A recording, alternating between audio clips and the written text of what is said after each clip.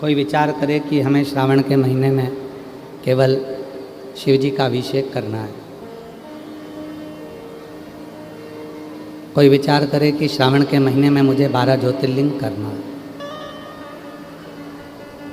पर शिव महापुराण की कथा कहती है कि श्रावण का मतलब है श्रवण करना। 12 ज्योतिर्लिंग भी जाओ, तीर्थ भी जाओ, कावड़ भी चढ़ाओ, पर उसके साथ में भगवान शिव की पवित्र कथा को श्रवण करो, सुनो।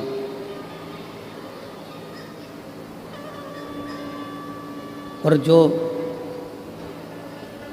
भगवान शिव की यह पवित्र कथा को श्रवण करता है, सुनता है, माँ शबरी अम्बा जी की भक्ति में, नवदा भक्ति में प्रथम भक्ति है संतों का संग करना।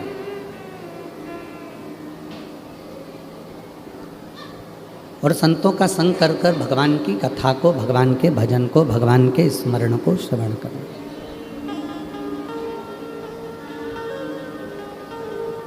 भगवान की अविरल भक्ति को धारण करना। हम क्या विचार करते हैं, शिव जी के मंदिर जाएंगे, एक लोटा जल चढ़ा देंगे, कावड़ चढ़ाने के लिए हम किसी तीर्थ में पहुंच जाएंगे, ज्योतिर्लिंग पर पहुंच जाएंगे। पर शिव महापुराण की कथा कहती है शिव को प्राप्त करने का सबसे सुंदर यदि कोई साधन है तो भगवान शिव की शिव महापुराण की कथा को श्रवण करने बैठ जाओ, उससे सुंदर कोई साधन हो ही नहीं सकता।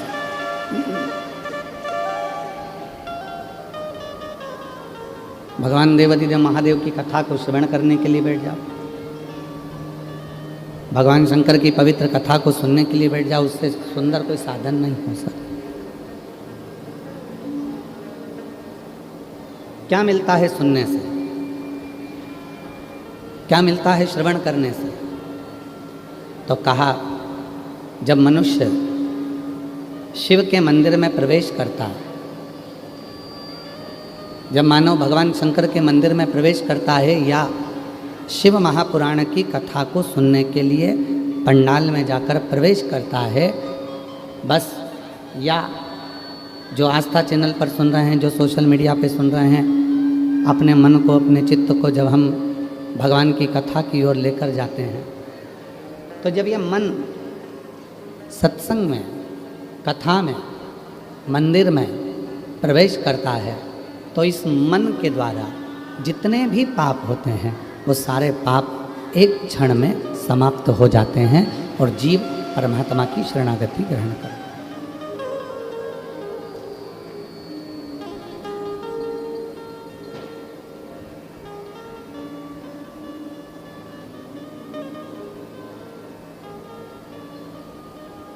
और शंभो शरणे पड़ी मांगो घड़ी रे घड़ी, दुख काटो दया करी दर्शन आपो। शंभो शरण पड़ी मांगो घड़ी रे घड़ी, दुख काटो दया करी दर्शन आपो। शरण पड़ी मांगो घड़ी रे घड़ी, दुख काटो दया करी दर्शन आपो। सत्संग में, मंदिर में, भगवान की शरणागति में कौन जाता है? किसको भगवान अपनी शरणागति में बुलाता है?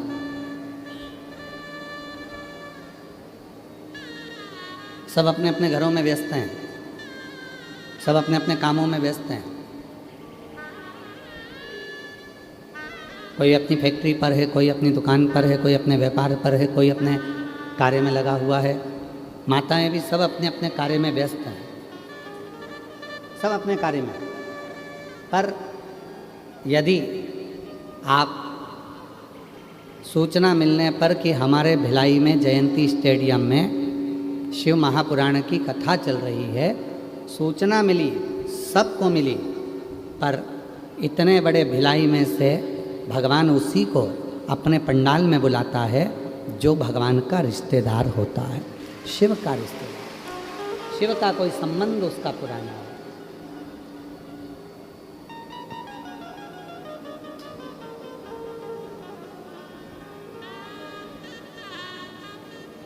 एक कंपनी के लोग नौकरी पर रखते हैं। यहाँ की जो सरिया कंपनी होगी, लोहे की कंपनी होगी, तो यहाँ की जो कंपनी वाले होंगे वो कंपनी वाले भी बहुत सारे एजेंट रखे होंगे। उनसे कहा होगा कि हमारी कंपनी का माल लो और इस कंपनी के माल को बेचो। सीमेंट की कंपनी वाला है तो वो भी बेचता है, कपड़े वाला है तो वो भी बेचता है, लोहे वाला है तो वो भी बेचता है। सबने अपनी अपनी कंपनी बनाई है और उस कंपनी का माल सब बेच रहे हैं। पर हर दुकान पर वो कंपनी का माल नहीं मिलेगा। कोई कोई दुकान ऐसी चिन्हित कर दी जाती है कि कंपनी का माल आपको यहाँ प्राप्त हो। उसी तरह भगवान देवाधिदेव महादेव ने भी आपको और हमको, जितने भी ये लाखों करोड़ों जितने भी शिव भक्त संसार में हैं, जो भगवान शंकर को एक लोटा जल चढ़ा रहे हैं, जो शिव के मंदिर जा रहे हैं, जो शिव पुराण सुन रहे हैं, या जिनका मन शंकर जी में लगा हुआ है, जो शिव को किसी भी रूप में भजते हैं, ये निश्चित है कि आप और हम उन शिव की कंपनी के हैं और उसकी कंपनी का कार्य कर रहे हैं। उसकी कंपनी क्या कर रहे हैं संसार सागर में आकर? आप और हम क्या कर रहे हैं? और हमें विश्वास है जितनी छत्तीसगढ़ की मेरी जीजियाँ बैठी हैं, जितनी छत्तीसगढ़ के मेरे जीजा बैठे हैं, जितनी बेटियाँ बैठी हैं, जितने बेटा बैठे हैं, जितने मेरे बुजुर्ग माँ बाप बैठे हैं, हमें भरोसा है, पूरा विश्वास है। आप जितनी कथा यहाँ से श्रवण कर कर जाते हो, उस कथा में से 7 दिन की कथा में से कुछ कथा अपने जीवन में ऐसी उतार लेते हो कि जब किसी की ज़िंदगी में दुख तकलीफ आता है तो आप वो कथा उसको बता देते हो और उसको फ़ायदा मिल जाता है। समझो आप शंकर के गण हो और शिव का गण ही कोई मार्ग बता रहा है। आप शिव के गण हो और शिव का गण ही कोई मार्ग बता रहा है। शिव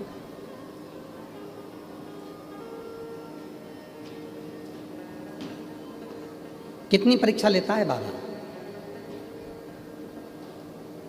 हम गाड़ी में आ रहे थे तो श्री दया सिंह जी से हम कह रहे थे कि दया सिंह जी, भोले बाबा बिना परीक्षा के कोई कार्य होने नहीं देता है। तो दया सिंह जी कह रहे थे, गुरुजी जब से कथा चालू हुई है तब से रोज़ प्रतिदिन पानी की झड़ लगी पड़ी हुई है, पानी की झड़। तो हम उनसे कह रहे थे कि दया सिंह जी, कोई पुण्याई होती है तब अपने क्षेत्र में जलवृष्टि अच्छी होती है। ये तुम्हारी पुण्याई है और इन शिव भक्तों की पुण्याई, जो इतनी जलवृष्टि हो रही है, ये शिव की उदारता, ये शिव की कृपा। और परीक्षा कितनी है हम आपसे पूछें, जरा उत्तर देना। जितने भी छत्तीसगढ़ वासी बैठे हैं और जितने भी भिलाई के लोग हैं, बाहर से आए हुए लोग बैठे, जितने शिव भक्त बैठे हैं, उत्तर दोगे? बोलो तो। तुम्हारे घर में शादी है, बारात आ रही है, बारात में 60 लोग हैं, 70 लोग हैं, 100 लोग हैं, पत्रिका बाटी है, 300 आदमी का खाना है, 300 आदमी का भोजन है, और तुमने पूरी तैयारी करी और उसी दिन पानी धड़ धड़ा के आ जाए। अब 300 तो तुम्हारे मेहमान आने वाले, 100 बाराती, 60 घराती, घर के लोग, और पानी के कि मैं रुकूँ नहीं। विचार करिएगा, व्यवस्था ठीक हो सकती है क्या? जम के बोलो जरा। नहीं। पर मैं भिलाई क्षेत्र के कलेक्टर, एसपी, एसएसपी और यहाँ के सभी अधिकारियों को और बोलबम सेवा समिति को, दया सिंह जी को साधुवाद देता हूँ कि 2 दिन से लगातार 1 मिनट के लिए पानी बंद नहीं हो रहा, उसके बाद भी व्यवस्था भगवान की कृपा से सुचारू चल रही है। सुचारू चल। और इतने टेंट भरे पड़े हैं, 1 2 3 4 5 टेंट में इतने भक्त हैं कि लोग छाता लगा लगा कर पीछे हैं। आस्था चैनल वालों जरा पीछे का कवरेज करिए। इतना टेंट भरा पड़ा है, उसके बाद भी लोग छाता लगा लगा के पीछे पूरे के पूरे छाता लगा लगा कर पूरे लोग बैठे हुए। टेंट भरे होने के बाद लोग छाता लगा लगा के चारों तरफ बैठे हुए। ये शिव और ये भक्ति, तुम्हारा समर्पण, तुम्हारा स्मरण, तुम्हारा कीर्तन, तुम्हारा मंत्र जाप, ये खाली नहीं जाता, ये खाली नहीं जाता। जो जैसी भावना वो वैसा ही फल पाया, खाली उसे लौटाया, वो मन ही मन हर्षाया, और कर दिया माला माल काशी वाले ने, लुटा दिया भंडार काशी वाले ने, लुटा दिया भंडार काशी वाले ने, लुटा दिया भंडार काशी वाले ने, दिया माला माल काशी वाले ने, लुटा दिया भंडार काशी वाले ने। अब कैसे वो शिव तुमको जब इतनी परीक्षा ले रहा है, पानी गिरा रहा है, फिर भी तुम्हें कीचड़ में, पानी में वो बुला रहा है, बिठा रहा है, कथा सुना रहा है, और उस परीक्षा में तुम सब पास होते चले जा रहे हो, तो मेरा बाबा कुछ तो देकर भेजेगा आपको।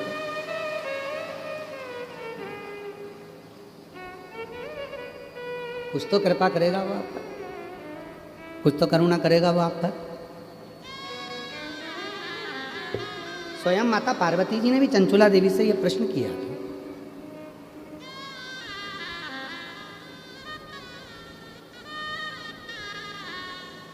एक बार माता पार्वती जी ने चंचुला देवी से पूछा, चंचुला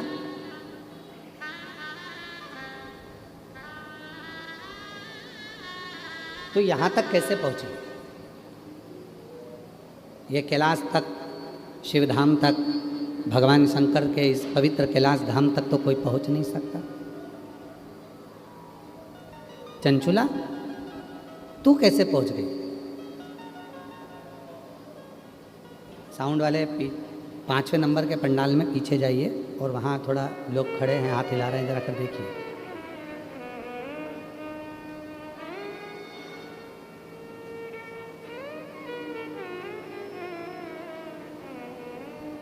चंचुला, ए चंचुला,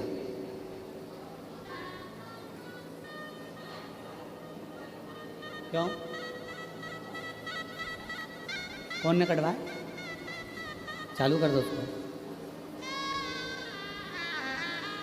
चंचुला, मुझे एक बात समझ में नहीं आती कि तो कैलाश धाम तक, भगवान शिव के इस धाम तक तो कैसे पहुंच गई? भगवान शंकर के इस पवित्र धाम तक तू पहुंची कैसे? क्या करा तूने?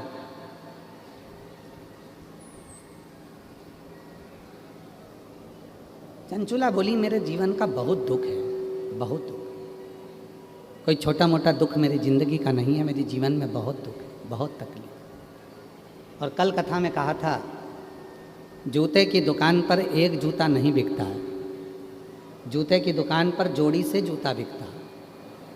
8 नंबर का जूता लोगे तो 2 ही जूते मिलेंगे, एक इस पाँव का, एक इस पाँव। उसी तरह जीवन में जब हम जन्म लिए हैं तो हमारी जिंदगी में 2 ही चीजें हैं, एक सुख और एक दुख। और ये दोनों चीजें हमारे साथ में सब में चलती हैं। कोई करोड़पति बन जाए, धनपति बन जाए, वैभवपति बन जाए, सत्तापति बन जाए, बहुत दौलत का अधिकारी बन जाए, जिसके पास में खूब सारा पद मिल जाए, कुर्सी मिल जाए, प्रतिष्ठा मिल जाए, यश मिल जाए और खूब वैभवपति हो जाए और ये सोचे कि मेरी जिंदगी में दुख नहीं आएगा, तो ये तो व्यर्थ की बात, व्यर्थ। दुख तो आएगा, तकलीफ तो आएगी, कष्ट तो आएगा, और वो कष्ट को, वो दुख को, वो तकलीफ को कोई दूसरा भी नहीं मिटाएगा, उसको आपको खुद को मिटाना पड़ेगा स्वयं। अपने को खुद को उस दुख को समाप्त करना पड़ेगा, कोई दूसरा नहीं।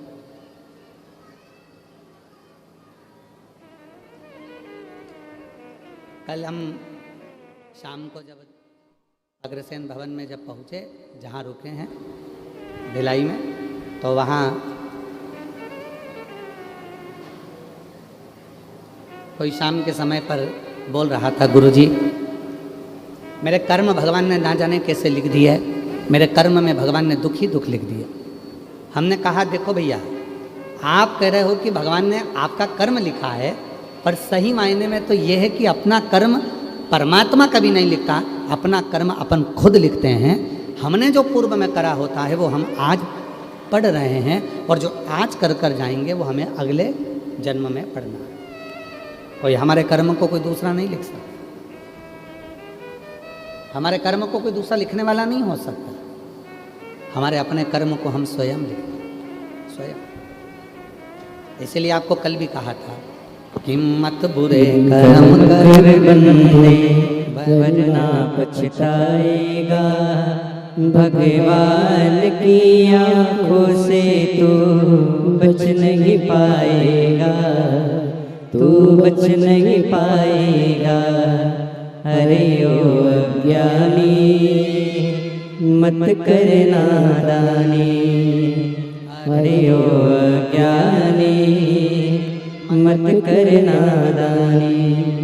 तेरे कर्म का फल भी तू ही पाएगा, जैसा किया तूने तेरे आगे आएगा। मत बुरे कर्म कर बंदे वरना पछताएगा, भगवान की आँखों से तू बच नहीं पाएगा, तू बच नहीं पाएगा। चंचुला देवी कहती है कि मैं बड़ी दुखी हूँ। पार्वती जी बोल रही हैं कि दुख तो मेरे को मालूम है, तेरे जिंदगी में कितना दुख है, पर तू ये मुझे बता कि तू यहाँ कैसे पहुँच गई,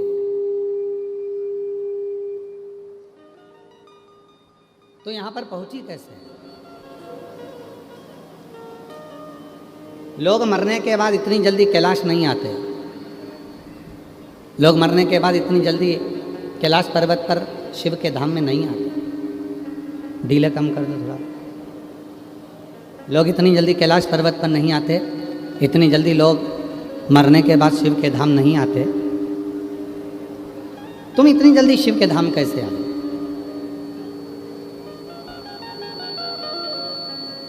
क्या कारण? चंचुला कहती है मैं एक ब्राह्मण की पत्नी हूँ, मेरा पति है बिंदु। मेरी जीजियों बड़ी सावधानी से सुनना। आज कौन सा वार है?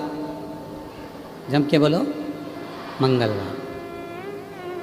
सावन के महीने में मंगलवार का जो दिन होता है उसको मंगला गौरी की व्रत का दिन कहते हैं। हमें इधर का नहीं मालूम कि इधर मंगला गौरी व्रत होता है कि नहीं होता। होता है? आप लोगों का है व्रत? इधर साइड भी होता है मंगला गौरी? तो जितनी भी मेरी जीजियाँ मंगला गौरी व्रत कर रही हैं, सबके चरणों को मैं नमन करता हूँ, प्रणाम करता हूँ।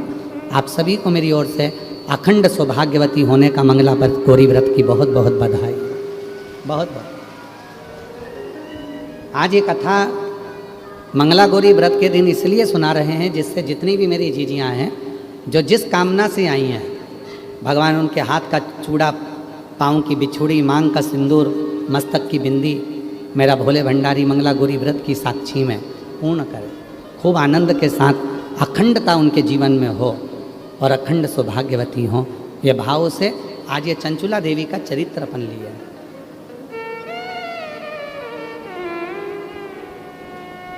कौन? अच्छा, ठीक है।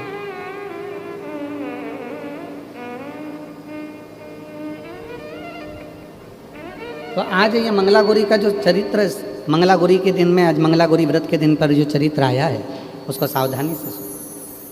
चंचुला देवी कहती है मैं ब्राह्मण की पत्नी हूं और बिंदुक मेरा पति है। बहुत अच्छा था मेरा पति, भगवत भजन भी करता था, कीर्तन भी करता था, मंत्र जाप भी करता था, नाम जाप भी करता था, भगवत भक्ति में डूबा रहता था। पर उसकी जिंदगी में कुछ ऐसे मित्र आ गए जिन मित्रों ने मेरे पति की दशा को बदल दिया, और दशा बदली तो वो दुर्दशा में पहुंच गया, दुर्दशा में हो गया। व्यसन वो करने लगा, मदिरापान वो करने लगा, जुआ वो खेलने लगा, मंदिर जाना बंद कर दिया, देवस्थान जाना बंद कर दिया, संकीर्तन करना बंद कर दिया, सत्संग करना बंद कर दिया, मंत्र जाप से परे हो गया, दूर। आखिरी में पैसे की भूख इतनी बढ़ गई, धन की भूख इतनी बढ़ गई कि मेरा पति चोरी करने लगा और चोरी का धन लेकर जा रहा था, और वो चोरी के धन को दीवार पर चढ़कर चोरी के धन को लेकर जा रहा था। उसको नहीं मालूम था कि साइड में कुआं है, उस कुएं के जल में मेरा पति गिर गया और गिरते ही मेरे पति के प्राण छूट गए। वो प्रेत योनि में चला गया। जीजियों,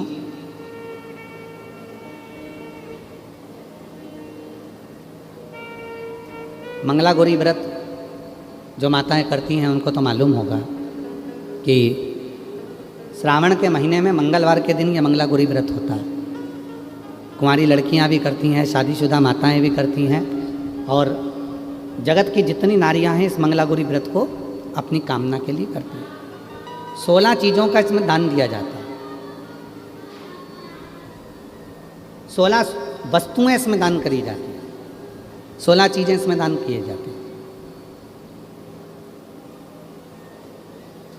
चंचुला देवी ने जैसे ही देखा कि मेरा पति प्रेत योनि में पड़ गया और इस प्रेत योनि में पड़ने के बाद इसकी गति नहीं होगी, इसकी गति नहीं हो सकती,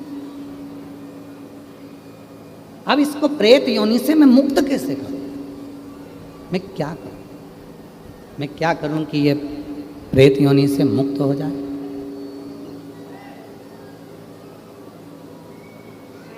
मैं ऐसा कुछ कर दूं जिससे यह प्रेत योनि से छूट जाए, तो करूं क्या? गई, एक ब्राह्मण देवता के पास पहुंची और वहां जाकर उसने उनसे निवेदन करा। ब्राह्मण देवता ने कहा तुम्हारी पति तो इतना गलत था, जुआ खेलता, मदिरा पीता, मांसाहार करता, वेश्यावृत्ति करता, गलत काम करता, तो उसको तो प्रेत योनि में जाना ही था। डीले कम कर दो, डीले कम कर दो, उसको तो प्रेत योनि में जाना ही था। अब उसके लिए क्या करोगी?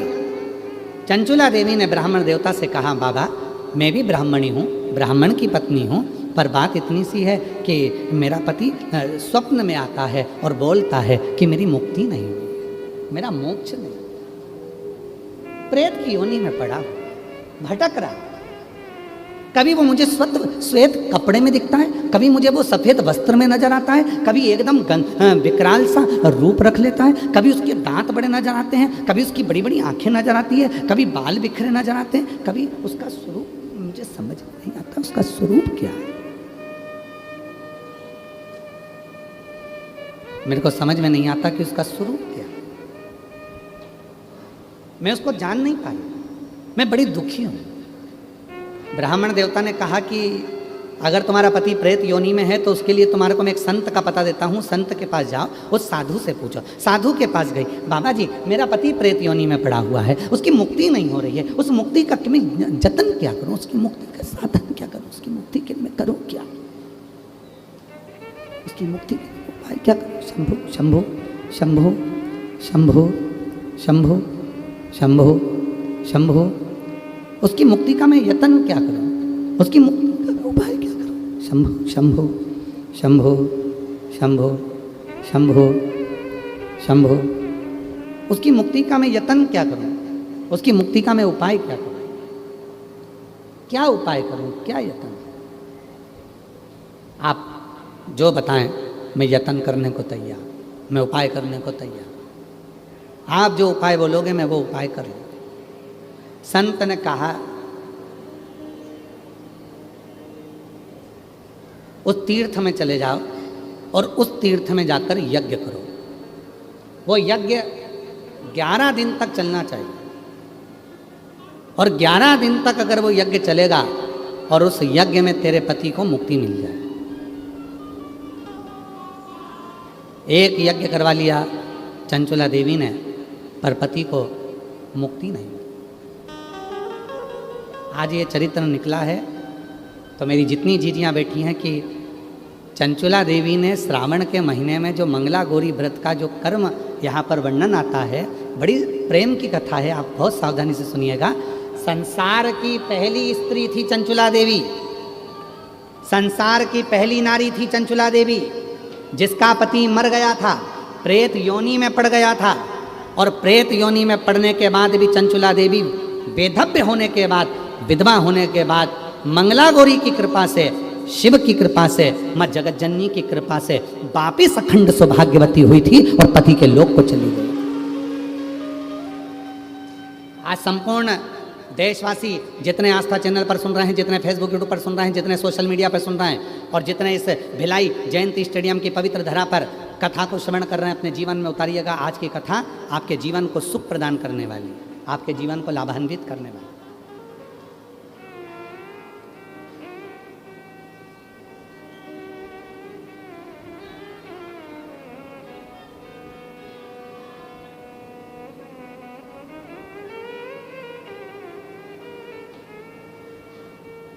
गई चंचुला देवी तीर्थ में जाकर उसने यज्ञ करवाया, पर उस यज्ञ से उसके पति को मुक्ति नहीं। पति फिर दर्शन दिया, और अब की बार पति आया तो वो एक छोटे से सर्प के रूप में उसके कक्ष में आ गया, और कक्ष में आकर उसके जिस जगह पर वो जिस स्थान पर सोती थी उसी स्थान के कोने में वो बैठा गया। एक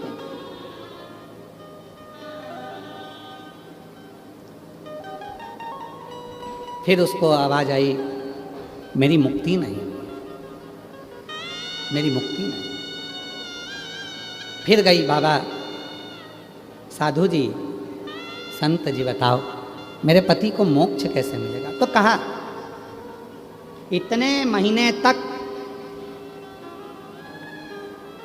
आपको व्रत रखना पड़ेगा, और उस व्रत को रखने के बाद इतना सामग्री आपको पूजन कराना पड़ेगा, और इतनी सामग्री का आपको दान देना पड़ेगा। चंचुला देवी ने व्रत रखा। कहते हैं 2.5 वर्ष तक चंचुला देवी उस व्रत को करती रही। 2.5 वर्ष जो व्रत संत ने बताया था वो 2.5 वर्ष तक चंचुला देवी ने करा। 2.5 वर्ष में चंचुला देवी केवल जल का आचमन करती थी, जल का आचमन चंचुला देवी करती थी, उसके सिवाय कुछ ना लेती थी। ऐसी दुर्बल सी चंचुला देवी 2.5 वर्ष में हो गई थी। 2.5 वर्ष में एकदम दुर्बल हो गई थी, कुछ भी शरीर में नहीं था, केवल हाड शरीर में हड्डियाँ ही हड्डियाँ थी, और ये चमड़ी थोड़ी सी चढ़ी हुई थी, मांस पूरा गल चुका था। चंचुला देवी एकदम दुर्बल हो गई थी, एकदम पूरा व्रत कर लिया, दान कर लिया, पुण्य कर लिया, उपवास कर लिया, यज्ञ कर लिया, अब चंचुला देवी ने विचार करा, अब तो मेरा पति को प्रेत की योनि से मुक्ति मिल गई होगी। चंचुला देवी वापस अपने घर पर आई। घर पर आकर चंचुला देवी ने फिर विश्राम करा और विश्राम करने के बाद प्रातः में उठी, उठकर भोजन बना रही थी और भोजन बनाते समय खिड़की में से आवाज आई, भूख लगी है, भोजन दे, मुझे भूख लग रही है, भोजन दे, मैं भूखा हूं, भोजन दे। जो खिड़की में से झांका, चंचुला देवी ने तो कोई नजर नहीं आया। फिर भोजन बनाने बैठी तो फिर आवाज आई, मुझे भूख लगी है, भोजन दे दो। चंचुला देवी ने आवाज लगाकर कहा, मैं खिड़की में से झांकती हूँ, कोई मुझे दिखता नहीं है, तुम कौन हो जो तुम भूख से व्याकुल हो और मुझसे भोजन मांग रहे हो। तभी बिंदुक फिर आवाज लगाकर बोला, चंचुला मैं तेरा पति बिंदुक प्रेत योनि में पड़ा हूँ, मेरी मुक्ति नहीं हुई है। चंचुला कहती है, मैंने यज्ञ करवा दिया, मैंने पूजन करवा दी, मैंने व्रत करवा दिया, मैंने उपास करा दिया, मैंने दान दे दिया, मैंने अनुष्ठान करा दिया, मैं सारे तीर्थों में घूम कर आ गई, सारे तीर्थ में होकर आ गई और हर जगह पर मैंने सब कुछ किया। अब केवल मेरे पास कुछ भी धन नहीं बचा है, केवल जिस छोटे से झोपड़े में मैं रहती हूँ, इस झोपड़े को बेचने के सिवाय मेरे पास साधन नहीं है। मेरे जितने जेवर थे मैं सब बेची आई, क्योंकि अब कुछ बचा नहीं है। यज्ञ कराना है तो थोड़े धन की जरूरत पड़ेगी, अनुष्ठान कराना है तो धन की जरूरत पड़ेगी, उपवास करा है तो भी धन की जरूरत पड़ेगी, और कोई पाठ पूजन करना है तो भी धन की जरूरत पड़ेगी। मेरे पास अब धन नहीं बचा है, मैं कैसे तुम्हारी मुक्ति का साधन ढूंढूं, मैं कैसे तुम्हें मुक्त कर दूं, कैसे मुक्त। चंचुला की आज आंख में से जल बह रहा था और रो रही थी चंचुला, आंख में से जल निकल रहा, जल समझ नहीं पा रही अब मैं क्या करूं, रो दी, बिलख दी, चल दी, खूब रो रही थी, खूब।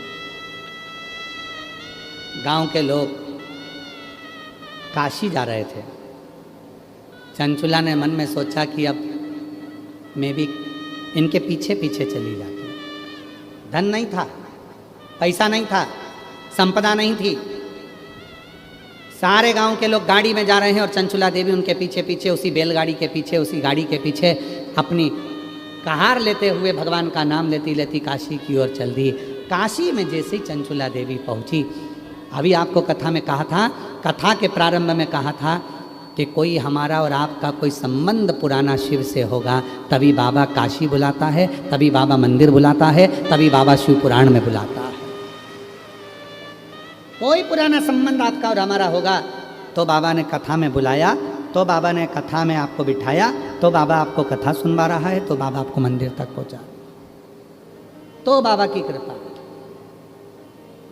और हम तो बोलबम समिति को भी साधुता दें।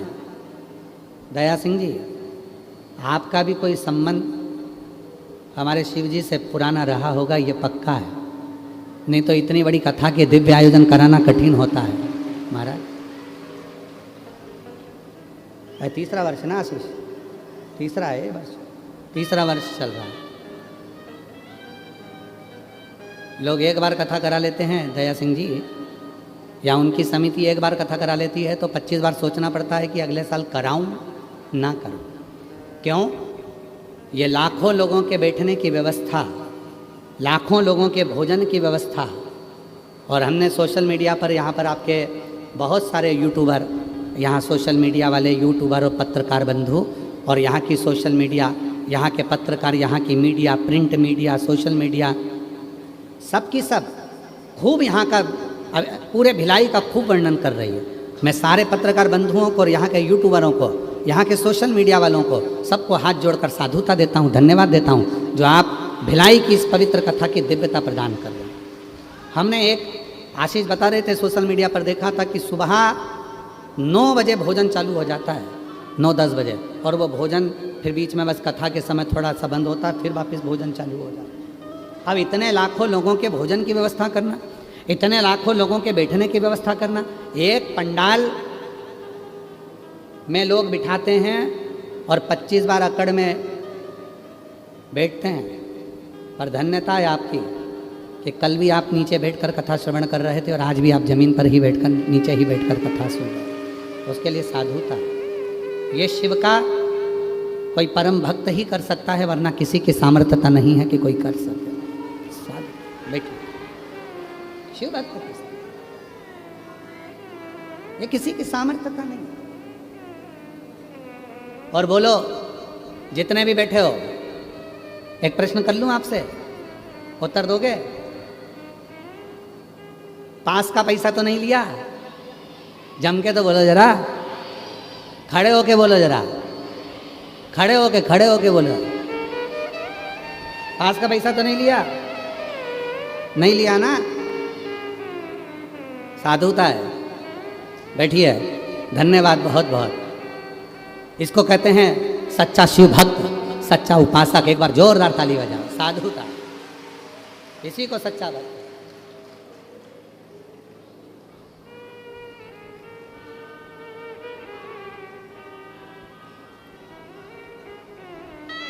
तथा सत्संग व्यापार की वस्तु नहीं है,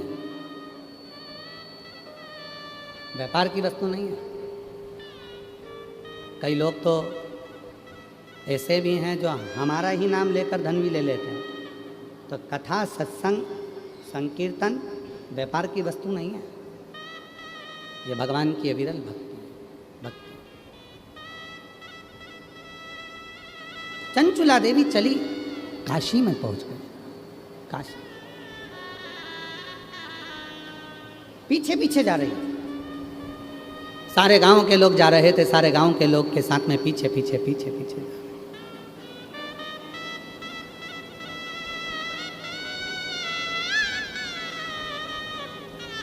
और होता है महाराज, पकड़ के हाथ जो तेरा कहे तू लाडला छोरा, पकड़ के हाथ जो मेरा कहे तू लाडला छोरा, अभी सब साथ हैं तेरे, आगे होने को धोखा है। शिव भज लो, शिव भज लो, अभी भजने का मौका है।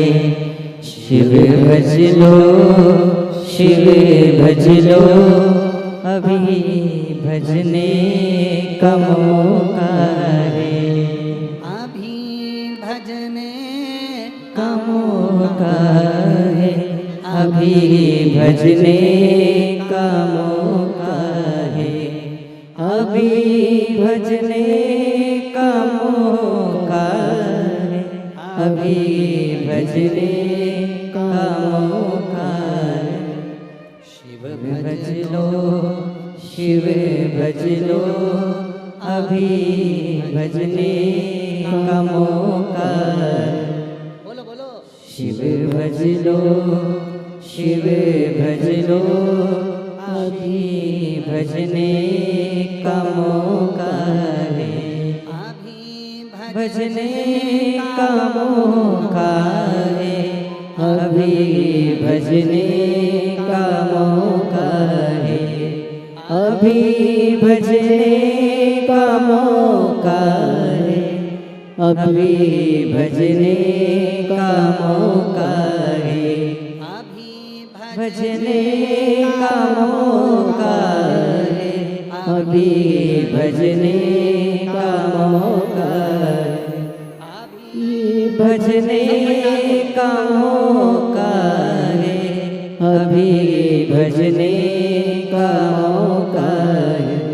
शिव भज लो, शिव भज लो, अभी भजने का मौका है। शिव भज लो, शिव भज लो, अभी भजने का मौका है। नहीं नाते हुए तेरे, नहीं रिश्ते ते होवे तेरे, नहीं नाते होवे तेरे, नहीं रिश्ते होवे तेरे, नहीं नाते हुए तेरे, नहीं रिश्ते हुए तेरे, नहीं नाते हुए तेरे, नहीं रिश्ते हुए तेरे। शिव भज लो, शिव भज लो, अभी भजने का मौका है। शिव भज लो, शिव भज लो, अभी भजने का मौका है। नहीं मौका ये फिर आए, जिभ्या से शिव निकल जाए। नहीं मौका ये फिर आए, जिभ्या से शिव आ जाए। शिव भज लो, शिव भज लो, अभी भजने का मौका है। बोलो बोलो। शिव भज लो, शिव भज लो, अभी भजने का मौका है। मौका दूसरी बार नहीं आएगा। चंचुला देवी चली काशी में, जितने गांव के लोग थे सब काशी जा रहे थे। चंचुला पैदल पैदल चली जा रही थी। मुझे भी जाना है, मुझे भी जाना है, मुझे भी जाना है, मुझे भी।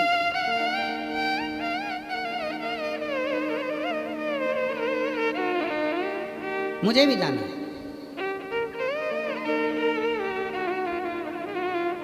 एक यूट्यूबर ने भिलाई जयंती स्टेडियम का एक वीडियो डाला है। 2 वीडियो हैं। एक पर 8 लाख लोगों ने देख लिया है और एक 6 लाख लोग उसको देख चुके हैं। 2 वीडियो ऐसे जयंती स्टेडियम के डाले। एक वीडियो है जिसमें 2 बहनें अब जगह संभालने के लिए लड़ रही हैं। जिस यूट्यूबर ने बनाया है, अगर वो यहाँ पर हो तो मैं उसको आमंत्रित करता हूँ बेलपत्री देने के लिए। कि उसने कितनी सुंदर बात कही, पहले तो ये सुनो। उस यूट्यूबर ने क्या कहा, दुनिया के लोग प्रॉपर्टी के लिए लड़ते हैं, दुनिया के लोग गाड़ी के लिए लड़ते हैं, दुनिया के लोग सीट के लिए लड़ते हैं, दुनिया के लोग अपने नल के लिए लड़ते हैं। हमने जयंती स्टेडियम में पहले भक्त देखे जो अपने शिव की कथा के सुनने के लिए जगह के लिए लड़ते हैं। तो उस यूट्यूबर ने दोनों का लड़ाई दिखाया। अगर वो यूट्यूबर बैठा हो तो जरूर आ। और दूसरा यूट्यूबर है जिसने एक माताजी ढोलक पीट पीट के एक भजन गा रही है। 4-6 माताएं बैठी हैं और उन माताजी के 2 दांत हैं। तो जिन माताजी का भजन वायरल हुआ है वो माताजी को भी मैं आमंत्रित करता हूँ, वो यूट्यूबर को भी आमंत्रित करता हूँ। अगर वो बैठे हो तो वो भी है, वो भी है। वो बूढ़ी माँ पीली साड़ी में बैठी है और ढोलक पीट पीट के जो गा रही है, जो गा रही है। तो वो माँ अगर बैठी हो तो वो भी, और वो यूट्यूबर बैठा हो जिसने वो यूट्यूब पे डाला है, उस यूट्यूबर को मैं साधुता देता। आए, हमारी ओर से उनका स्वागत है दोनों यूट्यूबरों का। और वो दोनों बहन जो लड़ रही थी जगह के लिए, वो भी बैठी हो तो आ जाए, उनका भी स्वागत है, उनका भी स्वागत। लोग धन के लिए लड़ते हैं, लोग संपदा के लिए लड़ते हैं, लोग अपनी कुर्सी के लिए लड़ते हैं, और लोग अपनी प्रॉपर्टी के लिए लड़ते हैं, लोग नल के लिए लड़ते हैं, पानी के लिए लड़ते हैं। पर ऐसे शिव भक्त पूरे छत्तीसगढ़ में ऐसे शिव भक्त हैं, और पूरी दुनिया में शंकर के ऐसे भक्त माँ कौशल्या की नगरी में ही मिल सकते हैं जो भगवान के लिए लड़ते हैं। ये कौशलपुरी में मिल सकते हैं, केवल छत्तीसगढ़ में। इसलिए छत्तीसगढ़िया, एक माता जी ने छत्तीसगढ़ी भाषा में पत्र लिखा, हमको जितने पढ़ते बनेगा पढ़ते बनेगा, नहीं तो हम तुमसे पढ़ा लेंगे।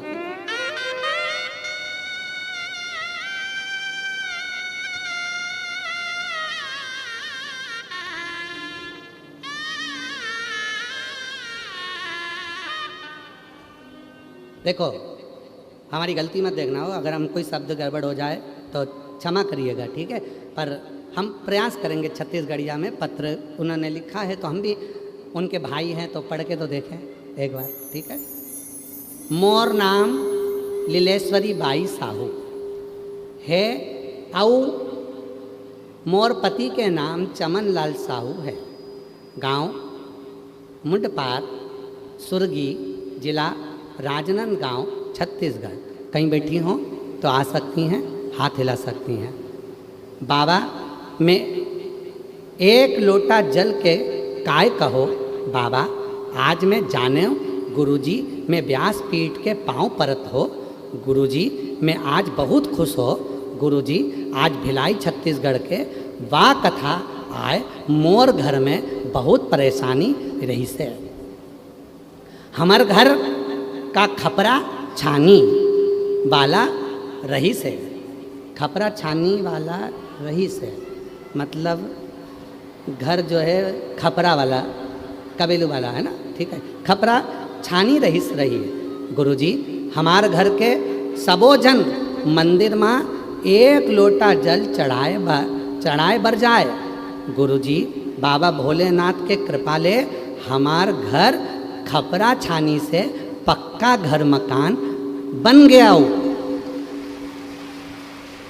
मोर पति हाँ मिस्त्री काम करत रहिस्ता।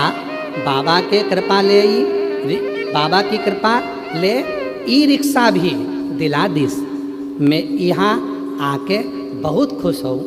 दया सिंह भैया ला धन्यवाद जे हाँ 4 बार यहाँ कथा कराई सऊ। मैं 4 बार आए हो। धन्यवाद गुरुजी, हमला बाबा भोलेनाथ के बारे में बताया, अच्छा किया। और नीचे लिख दिया लुटा दिया काशी वाला ने लिखा, लिख दिया सियोर वाले ने और कर दिया काशी वाले ने। अब इतना अच्छा पत्र लिखा है। जी कहीं पे बैठियो। मोर नाम लीलेश्वरी भाई साहब और मोर नाम पंडित प्रदीप मिश्रा। हाँ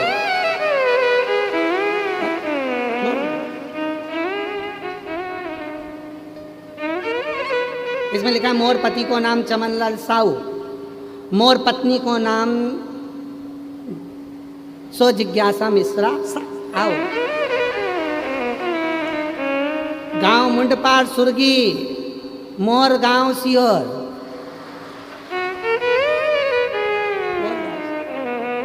वाह मेरी बहन, बहुत जोरदार अपनी भाषा में पत्र लिखने के लिए जोरदार ताली। साधु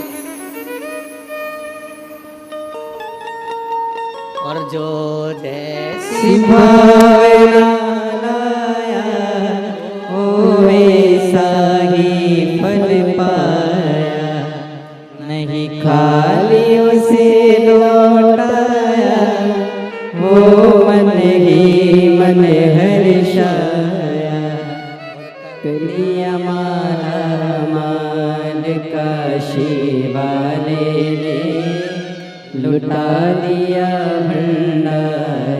काशी वाले लुटा दिया भंडार। काशी वाले ने करिया माला माल। काशी वाले ने। ये शिव की उदारता,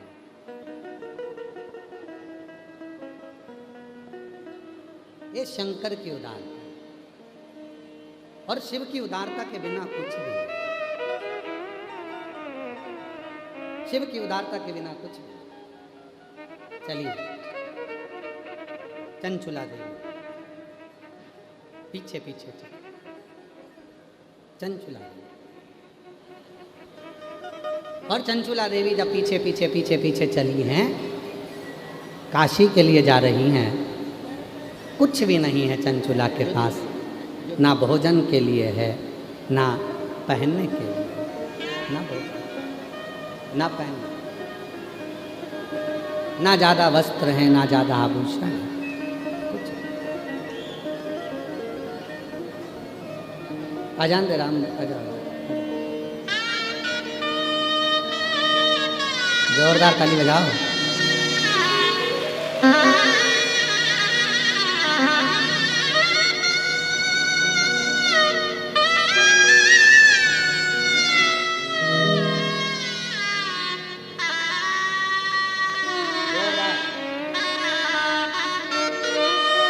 जोरदार ताली बजाओ।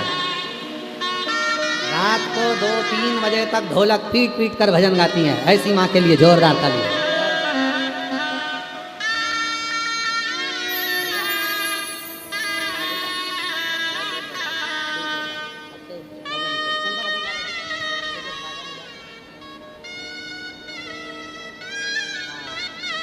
भजन गाया था, डमरू वाले बाबा तुझको आना होगा, डम डम डमरू बजाना होगा, डमरू वाले बाबा तुमको आना। इधर आओ दया सिंह जी, जल्दी आओ, दौड़ के आओ।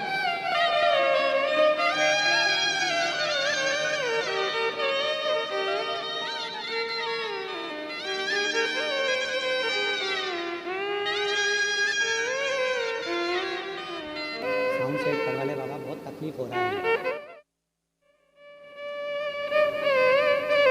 चंचुला देवी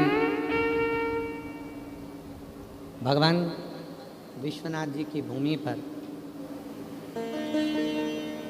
चल दी। सारा गांव का लोग विश्वनाथ जी की पवित्र धरा पर जा रहा है। चंचुला देवी ने गई और चंचुला देवी जैसे ही काशी में गई, घाट पर बैठकर गंगा जी के तट पर आंसू बहा रही। नैनों में जल था।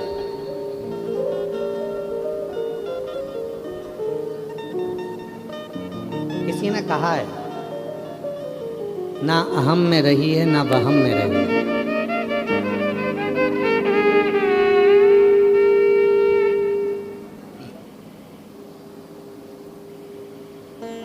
ना अहम में रही है ना वहम में रही है, बन सके तो विश्वनाथ की शरण में रही है।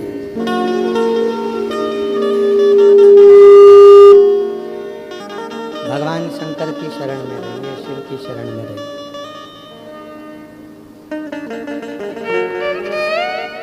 भीतर का अहम भी बुरा है और फालतू का वहम भी बुरा है।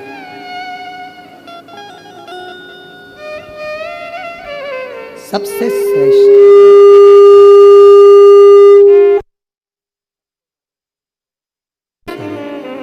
भगवान शंकर की शरण, भगवान शिव की अविरल भक्ति, भगवान शंकर का भजन, भगवान शंकर का स्मरण, भगवान शंकर की अविरल भक्ति, उनका मंत्र जाप, उनका नाम जाप, उनका कीर्तन। चंचुला घाट पर बैठी है गंगा जी की, और आप सबके स्मरण में रहना चाहिए, काशी अगर गए हो कभी जिंदगी में, और काशी कभी जाओ अपने जीवन काल में,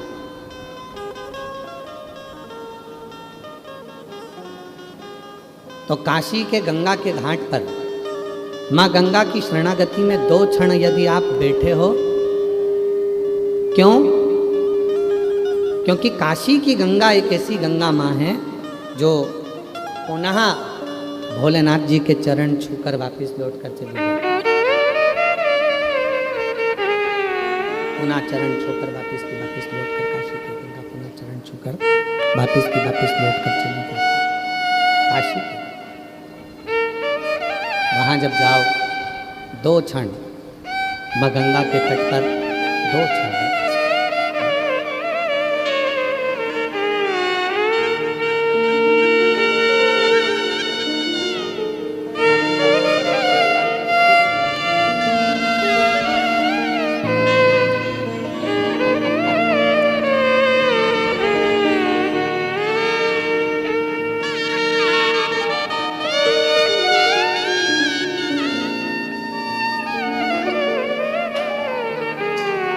काशी कभी जाएं, भगवान शंकर की शरणागति में कभी जाएं तो काशी के घाट पर जाकर जरूर बैठें।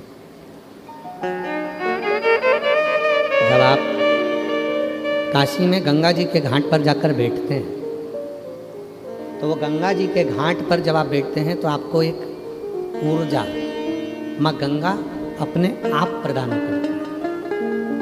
आप सबको मालूम होगा कि हरिद्वार से गंगा जी का जल लाया जाता है, प्रयाग से गंगा जी का जल लाया जाता है, ऋषिकेश से गंगा जी का जल लाया जाता है, गंगोत्री से गंगा जी का जल लाया जाता है, गंगा सागर से भी गंगा का जल लाया जाता है, पर केवल गंगा जल एक जगह से नहीं लाया जाता, वो काशी से नहीं लाया जाता। काशी से गंगा का जल लेकर नहीं आते।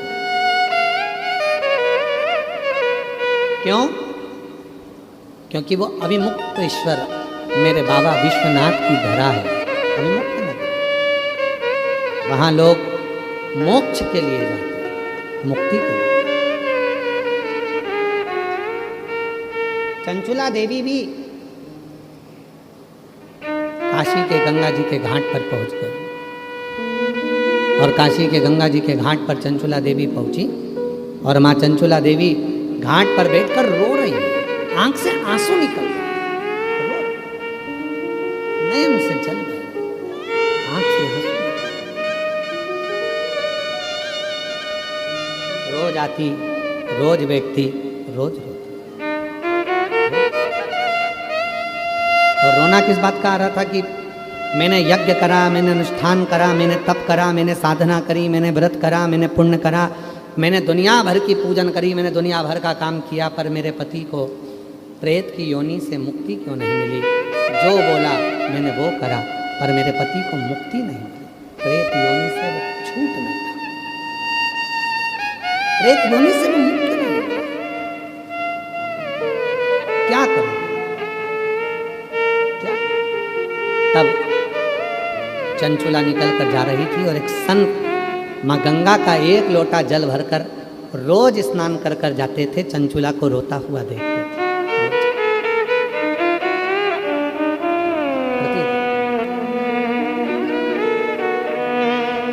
और शिव पुराण की कथा कहती है, भगवान शंकर का चरित्र कहता है, शिव तत्व कहता है, शंकर जी की कथा कहती है, शिव पुराण कहता है कि मेरा ओघड़दानी, मेरा शिव, मेरा त्रिकालदर्शी, मेरा कैलाशी, मेरा अविनाशी किसी की आंख में आंसू नहीं देख सकते, किसी की। अगर कोई रोता हुआ दिखता है, मेरा शिव कहता है क्यों रोना, अब सौंप दिया इसे जीवन का सब भार तुम्हारे हाथों में, सौंप दिया इसे जीवन का सब भार तुम्हारे हाथों में, तुम्हारे हाथों में, और जीत तुम्हारे हाथों में, हार तुम्हारे हाथों में, और जीत तुम्हारे हाथों में। अब सौंप दिया इसे जीवन का सब भार तुम्हारे हाथों में, अब सौंप दिया इसे जीवन का सब भार तुम्हारे हाथों में। शिव कथा कह रही है, भगवान शंकर का चरित्र कथा है, महाराज भगवान शिव की पवित्र कथा वर्णन कर रही है। गला खींच रहा है हमारा बहुत ज्यादा। शिव महापुराण की कथा कर रही है, भगवान शंकर का चरित्र कर रहा है, शिव तत्व कर रहा है, शिव पुराण कह रही है, भगवान शिव का पवित्र चरित्र कर रहा है। चंचुला देवी को रोता हुआ चंचुला शंभो शंभो शंभो शंभो शंभो शंभो शंभो।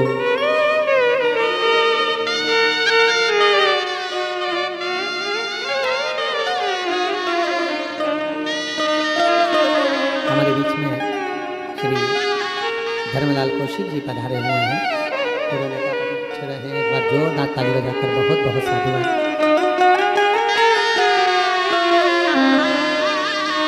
सौंप दिया इसे जीवन का सब भार तुम्हारे हाथों में, हे जीत तुम्हारे हाथों में, और हार तुम्हारे हाथों में।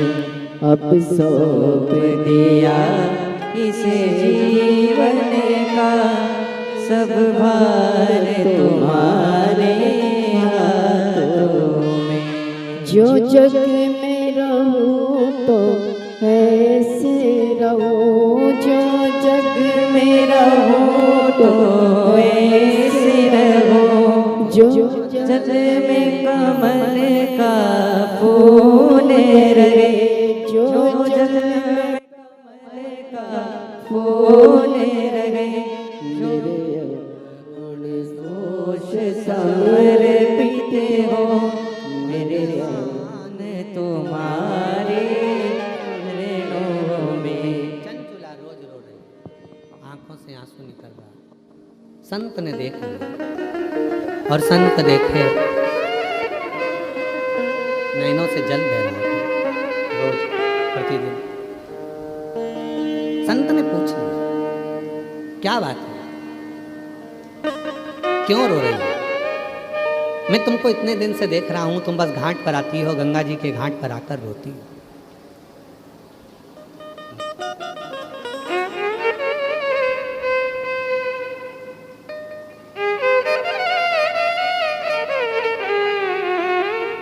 मैं तुमको इतने दिनों से देख रहा हूं, तुम गंगा जी के घाट पर आती हो, बैठती हो, रोती हो। बात क्या है बेटा, क्या हुआ?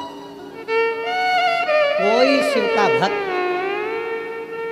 सच्चा शिव का भक्त अपनी जिंदगी में अगर एक बार मिल जाता है तो वो सामने वाले की 71 पीढ़ी को तार देता है। और होना सच्चा, एक भक्त ऐसा होगा जो अपने से जोड़ेगा और एक भक्त ऐसा होगा जो मंदिर से जोड़ेगा। जो महाराज तुमसे कहे कि मेरे पास आना, मेरे मठ पर आना, मेरे मंदिर में आना, मेरे पास आना, मैं तुम्हारे लिए ये कर दूंगा, मैं तुम्हारा दुख मिटा दूंगा, मैं तुम्हारी तकलीफ मिटा दूंगा, मैं तुम्हारा कष्ट मिटा दूंगा, समझ लेना कि वो श्रेष्ठ नहीं है। और जो तुमसे कहे कुछ मत करना, अपने घर के पास के शिव मंदिर में जाना और एक लोटा जल चढ़ाना प्रारंभ करना, जीवन का सारा सुख प्राप्त होगा। सारा आप समझ जाएंगे कि जीवन में हमें किससे जुड़ना। क्यों?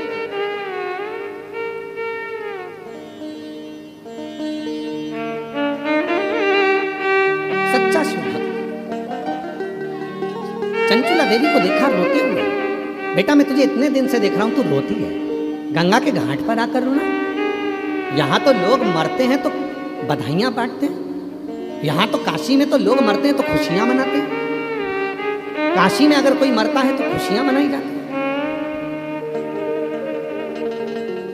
काशी में तो रोया भी नहीं जाता कि लोग यहाँ आकर रोते हो मरने के लिए कि हमारा ये दादा चले गया, परदादा चले गया, पिता चले गए, माता चली गई। नहीं नहीं, यहाँ तो कोई मरता है तो बधाइयां बांटी जाती है, खुशियां मनाई जाती है कि काशी में मरा है। जिस काशी में तारक मंत्र दिया जाता है, मेरा वो घरदानी कान में आकर तारक मंत्र दे देता है, उस काशी में प्राण छोड़। और तू काशी में आकर रो रही है, काशी में आकर क्यों? चंचुला ने कहा, मेरा पति प्रेत योनि में पड़ा हुआ है बाबा, मैंने यज्ञ करवा लिया, सब कुछ करवाया, अब मेरे पास में धन नहीं है बाबा, संपदा नहीं। मैं क्या करूं, क्या करूं?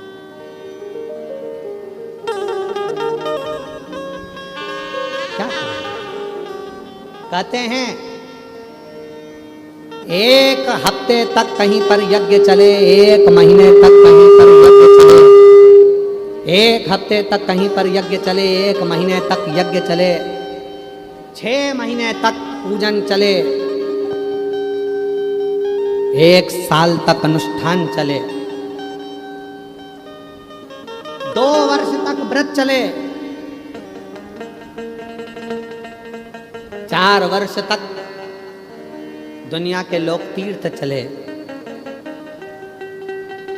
और जिंदगी में यदि एक बार कोई मन से शिव के शिवालय में जाकर 1 लोटा जल समर्पित कर दे और एक बार बैठकर शिव महापुराण की कथा यदि दिल से सुन ले तो उसको सारे यज्ञ तीर्थ पुण्य फल प्राप्त हो।